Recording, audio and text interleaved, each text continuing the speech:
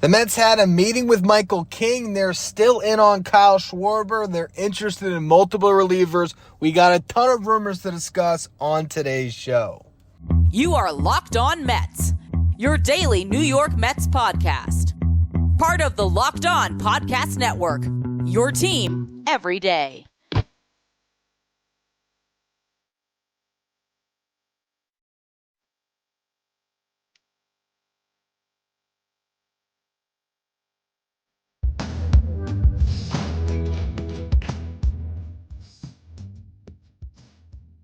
Hello to all you amazing Mets fans. You're listening to Locked On Mets, part of the Locked On Podcast Network, your team every day. Thank you for making Locked On Mets your first listen every day, and thank you for making Locked On the #1 sports podcast network. On today's show, we're going to go through all of the rumors swirling around the Mets at the winter meetings. In the first segment, we're going to talk about starting pitching. First, to report that the Mets are not interested in long-term deals in free agency, but they have met with Michael King, so we'll go through all of that. Second segment, we're going to talk about some relievers. We'll also talk about the Mets' interest in Kyle Schwarber still being present, as well as Pete Alonso showing up to the winter meetings on Tuesday. Then in the final segment, a recap about what David Stearns and Carlos Mendoza told the media on Monday. Before we get to all of that, I'm your host, Ryan Finkelstein, been covering the New York Mets on this show since the 2019 season. This is the #1 daily podcast on the New York Mets. If you want to find any of my written work, you can do so over at justbaseball.com, where I work as the editor-in-chief. Today's episode is brought to you by FanDuel. Right now, new customers can bet just $5, and if your bet wins, you're going to get $300 in bonus bets to use across the app. Download FanDuel today. Well, the first of many car recordings while I'm out of town this week, and we got so many rumors to discuss. The first reporting came earlier in the morning on Monday, as Will Salmon wrote a story in The Athletic about how the New York Mets are hesitant to give out a long-term deal in free agency. The first question then becomes, what's a long-term deal? Is a 4-year deal a long-term deal? Is it a 5-year deal or more? That is an important qualification, because if you told me the Mets were hesitant to go beyond 5 years, that's cool with me. I don't think there's a single pitcher that's left in the market that I would give more than 5 years to in free agency, with the exception of Tatsuya Imai. But outside of that, I don't think any of these guys deserve more than 5 years. That includes Ranger Suarez and Framber Valdez. With that said, would I side Framber to a 5-year deal, considering the Mets need at the top of their rotation? I think I would, but this reporting would suggest that that might not be the case, that they may instead be looking for more 3-year deals or less, in which case, very unlikely you're going to sign Framber, Ranger, or Imai. But what Will Salmon said in The Athletic is that could instead push the Mets towards Michael King, Zach Gallen, or Merrill Kelly, who are all expected to sign shorter-term deals. For Merrill Kelly, it's because he's going into his age 37 season. For Zach Gallen, because he underperformed this past season. And for Michael King, because he dealt with various injuries and only made 15 starts. With that said, the Mets have met with Michael King via Zoom. They had a video meeting with him, which indicates a mutual interest between two sides. King this past season pitched to a 3.44 ERA in those 15 starts. But in 2024, he pitched to a 2.95 ERA in 30 starts, 31 games pitched, got just over 170 innings. You might remember Michael King used to be a reliever for the Yankees. They started to convert him at the end of the 2023 season. He did very well, ends up being one of the headlining pieces in the Juan Soto trade, where the Yankees picked up Soto and traded Michael King. And was it Drew Thorpe, I believe, was the main pitching prospect, who was then turned around again by the Padres to get Dylan Cease. But King had a lot of trade value then, went to the Padres, had that incredible season, and then last year dealt with a shoulder injury earlier in the season, got back on the mound, then there was a knee injury that had him a little bit hobbled going into the playoffs, and he just wasn't himself at the end of the season. With that said, Michael King, if you were just going to guarantee health for me, in this free agent class, if you guaranteed health on Michael King, I might say he's the top starting pitcher on the board, because the one reason why Dylan Cease was the top starting pitcher on the boards because he is that durable. He has been that model of health. But I think if the Padres had their druthers over the past couple of years, if they had to hand the ball to one of those two guys and they were positive that they were right, who would they give the ball to? I think it's Michael King. Michael King has great stuff. He absolutely could fill the void of being the Mets ace. The issue with that signing, though, is it's another question mark in a rotation that has a ton of them. If you could trade for Freddy Peralta and sign Michael King, that's best case scenario. And then all of a sudden you're in a completely different world with your starting rotation.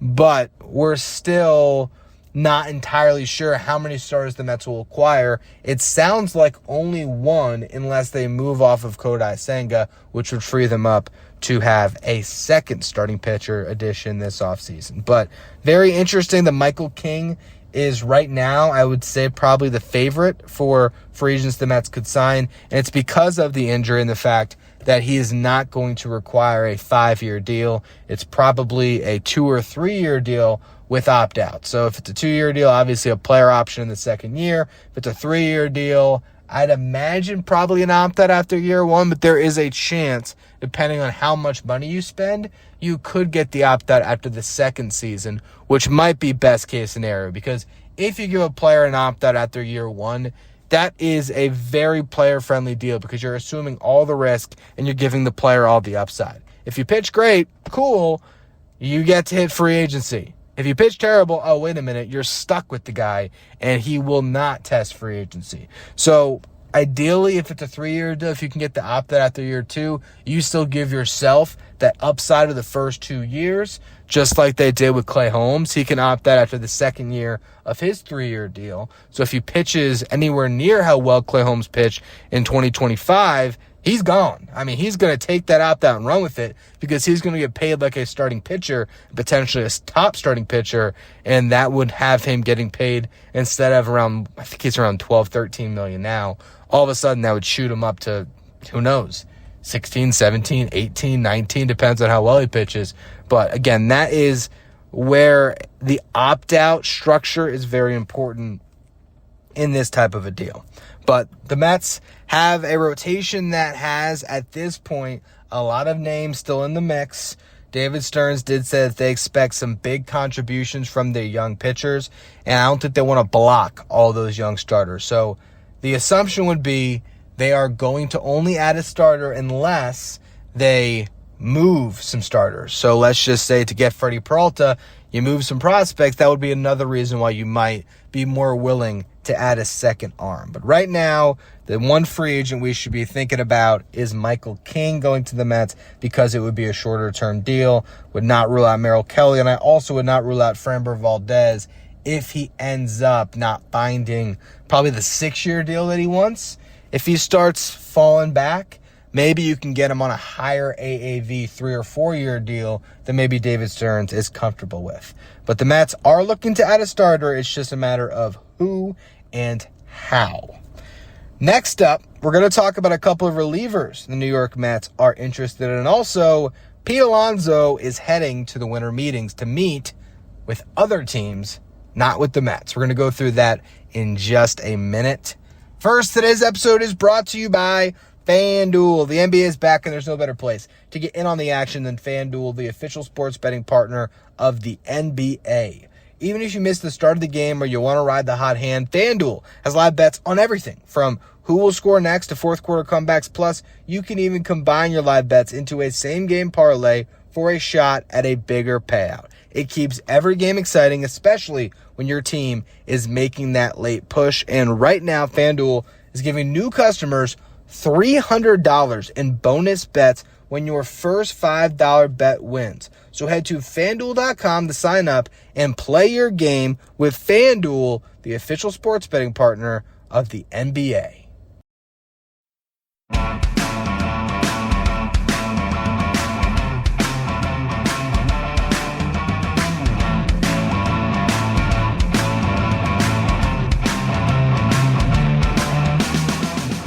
Thank you for making Locked On Mets your first listen every day, and thank you for making Locked On the #1 sports podcast network.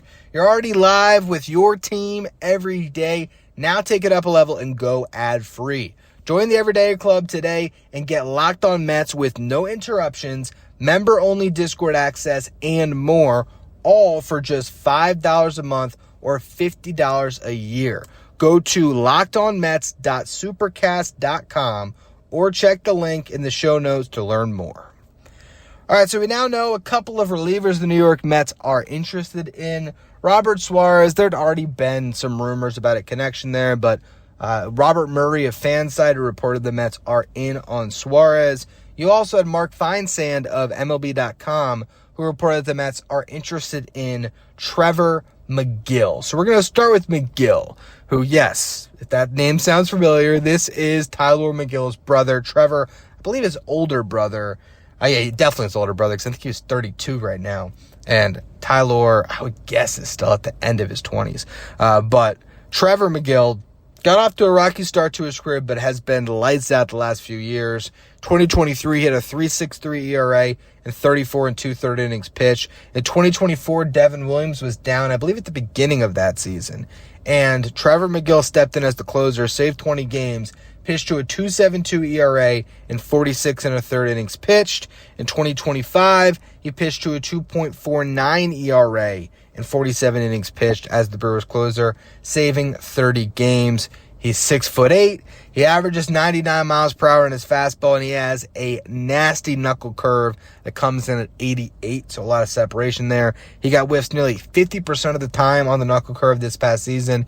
And again, one of the best fastballs in baseball when you combine the velocity with that 6'8" release height, or not the height release height, but 6'8", starting pitch who's probably releasing from higher than 6'8", coming from the clouds. Just a really dominant reliever who's estimated to make $6.5 million according to Spot Track for the upcoming season through arbitration. Has 2 years left of team control. So you trade for him. You don't just have him for 2026. You have him for 2027. What it would take to get him, still a tough, market to predict on what a reliever of that stature is going to require in the offseason when there's still 2 years of control. At the deadline, those guys typically go for more, but this could be an instance where the Brewers are trying to save a little bit of money, and they think with Abner Uribe and some of the other relievers they have that they can move on from Megill and that salary and probably get a top reliever in the deal, like get a guy that has full control that's unproven. So maybe it's a trade where Dylan Ross is maybe going the other way, something along those lines, where you're trading a relief prospect for a guy that's fully realized.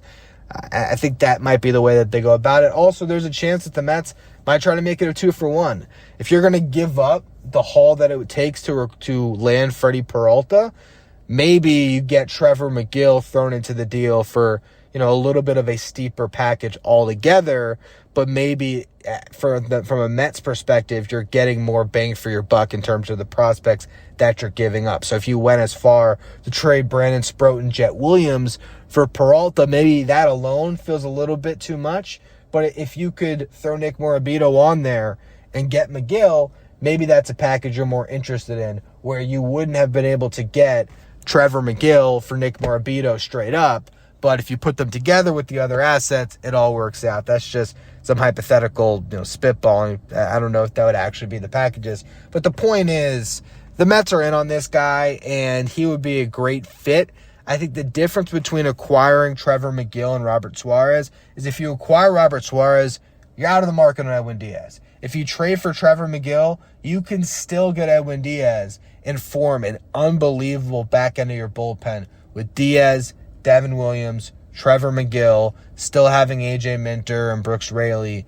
That is the makings of a great bullpen. So I love the idea of them being in on Megill. Also, it would be fun to have both Megill brothers on the Mets. Who knows, in 2027, if everything breaks right for the Mets rotation and a couple of these young kids really establish themselves in this upcoming season and that rotation gets too crowded, you never know. You might have both Megills pitching out of the bullpen in 2027. But for this upcoming year, you could do a lot worse than Trevor Megill in the trade market. It's just a matter of, again, what's it going to take to trade for him? when you could also just take that money and maybe add a little bit more to it and pick up like a Tyler Rogers in free agency instead, right? Where, yeah, it's probably going to cost more than the $6.5 million that it would take to pay Megill through arbitration, but you can hold on to prospects. So interesting that they're in on him. As far as Robert Suarez, I understand it if Edwin Diaz signs elsewhere. To jump the market on Suarez when you already have Devin Williams, I would be stunned, because that's essentially saying you're out on Edwin Diaz. You're not going to sign Robert Suarez and Edwin Diaz. Suarez is going to command at least $15 million per year, probably gets a 3-year deal, and there's a chance that it's pretty much the same deal that Devin Williams got. And for Suarez, he's going into his age 35 season. So to give him 3 years when you won't give Edwin Diaz 5 makes no sense to me. Edwin Diaz is going into his age 32 season, I believe. This guy's going into his age 35 season. So if it comes to a 3-year deal for Suarez, just give Edwin 5 years and call it a day. Because I don't think the AAV is going to be drastically different between those two pitchers. But obviously the years are going to be different. If Robert Suarez is on a 2-year deal, I can get my head around that a little bit more. But again, 3 years for Robert Suarez because you won't go to 5 years for Edwin Diaz does not make sense. Could be a little bit of posturing by the Mets to be in on these guys, or to have it reported that they're in on these guys as a way to, remind Edwin Diaz that you have other options. Last part of the rumor section before we get into what David Stearns and Carlos Mendoza told the media. You have Kyle Schwarber still being the belle of the ball. Everybody's in on Schwarber, including the New York Mets. You have more and more reporters coming out and saying the Mets are engaged in this market. I think that can be one of two things. One, they really are that interested, and they're trying to poach Schwarber because he is the bat that they think is the highest impact bat available in free agency, and that is who they want for his bat and his leadership. The other side of it is maybe the Mets are just trying to drive up the price on Philly. Either outcome's a good one. I still don't like the idea of the Mets signing Schwarber if it ends up with Pete Alonso in Philly. But if you get Schwarber and Pete Alonso as a Red Sox, I'd be all in on that. I'm fine with that. It's just, to me, that idea of Pete being in a Phillies uniform still irks me a little bit. But I will say, when it comes to Pete Alonso, while he is driving to the winter meetings to meet with teams on Tuesday, the Orioles and the Red Sox listed as a few of the teams he's scheduled to meet with. Both Carlos Mendoza and David Stearns said all the right things about wanting Pete Alonso back. I still think they're very engaged on Pete, and I really believe that they're just letting the market play out, because I think that Pete Alonso is ultimately going to come back to the Mets on a deal that both is satisfactory to him in terms of potentially getting a 5th year maybe, but also at an average annual value that makes it more team-friendly to the Mets than if they were to go out and try to sign Schwarber or Kyle Tucker or Cody Bellinger. I think there's a world where Pete Alonso gets a good amount less years than Bellinger. I think Bellinger could get 6-7 years depending on the team. Pete Alonso might get 4 years at this point. Who knows? Kyle Tucker you would expect him to get 7+ years. Pete Alonso, again, who knows? At this point, it could be 3 or 4 years, in which case it would be a steal for the Mets. And then an average annual value, I think that Pete Alonso is going to make less than Schwarber and potentially less than Bregman. And when you think about it that way, all of a sudden Pete's kind of undervalued on the market and is the perfect addition for the Mets. So we'll see what they do here. I don't expect that we'll get any resolution on Pete Alonso in the coming days, but I do think we'll get a Schwarber bomb at some point. Not one that he hits, but a bomb of where he's going to sign, and that could have a lot of fallout as far as what's going to happen next in the market. You could see other guys signing. You'll see a lot of teams pivoting. It seems like Schwarber is at the top of a lot of teams' wish lists right now. Final segment today, we're going to talk about the comments made by David Stearns and Carlos Mendoza to the media. The World Cup is coming back to North America for the first time since 1994, and with 48 teams for the first time ever, it's going to be massive. But let's be honest, getting tickets is usually the hardest part. That's why Game Time is so clutch. The app finally gives fans a real advantage when it comes to snagging seats. And with Game Time, you can track price drops in real time, Get alerts when great seats open up. You can buy tickets the moment they hit the app. It puts the power back in your hands and makes going to the World Cup realistic instead of impossible. Pick a game, tap a section, and have your tickets locked in within minutes. No confusion, no hunting through the fine print.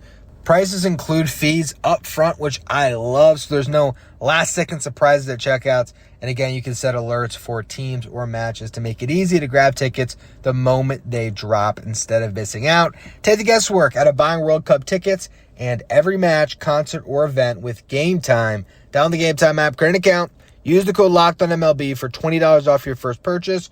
Terms apply. Again, download the app, make an account, and use the code LOCKEDONMLB for $20 off. Swipe, tap, ticket, go, Game Time.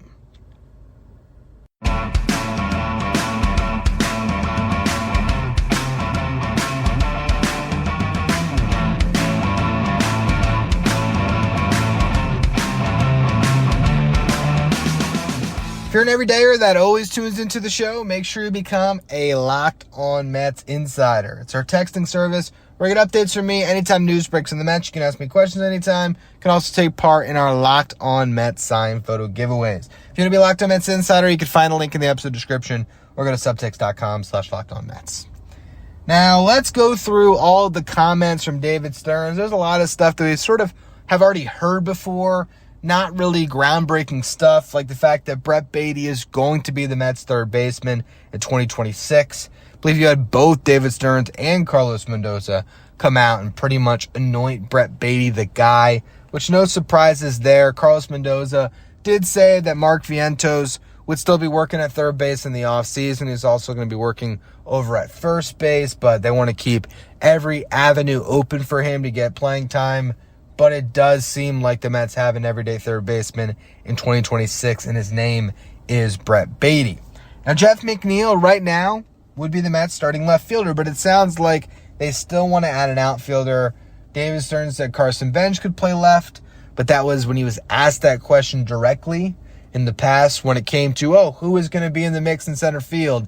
He was the one that suggested Carson Bench. So I still don't know which position the Mets would prefer Bench playing in 2026, whether they see his value more in center field and they are really comfortable with his defense out there, or if they want to put him in a corner, in which case he would absolutely be a plus defender. I think in center, you're more looking at about average, maybe slightly above average. He would be, I think, well above average as a corner outfielder. So it just depends on who the Mets acquire, really. They acquire center fielder, Carson Bench will be in left or right, depending on what they want to do with Juan Soto. If they acquire a corner outfielder, obviously Carson Bench will be in center field. He still has to win the job, and there's a chance he doesn't.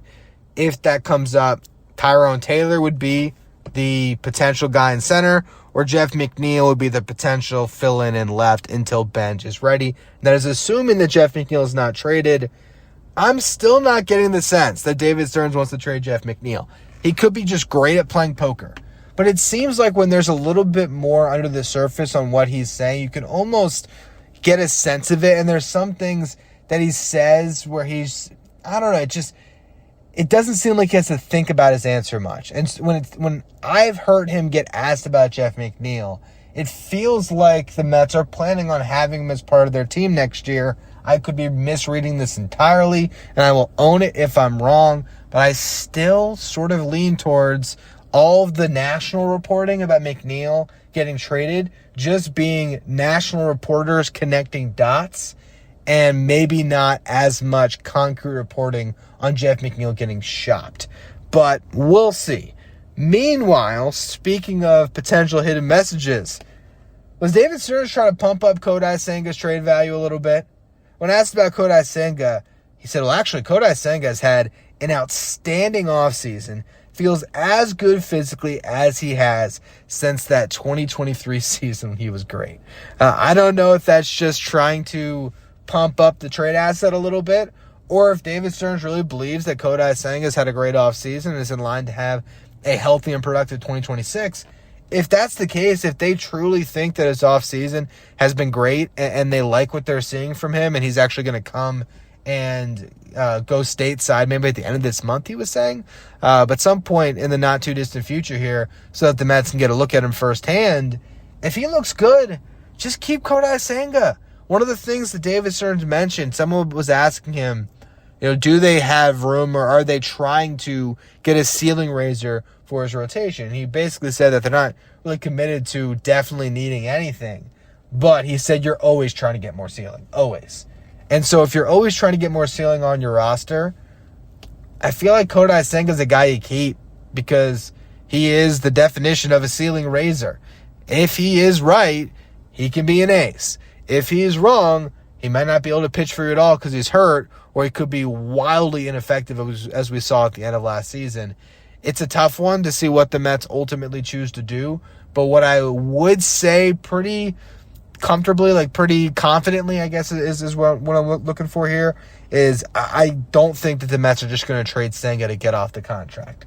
I think it would be a creative trade where moving Kodai Senga addresses another need of the roster, where Kodai Senga is part of a trade where you get an outfielder. Like, let's say the Mets are in on Jared Duran, and the Red Sox are still looking for ceiling raisers in their rotation, and maybe they're interested in Kodai Senga. Like, I could see that being the type of trade where Senga goes. Or maybe it's that deal that I've described in the show in the past, where if the Mets eat enough of Kodai Senga's contract in a Freddy Peralta trade, he could become very attractive to the Brewers.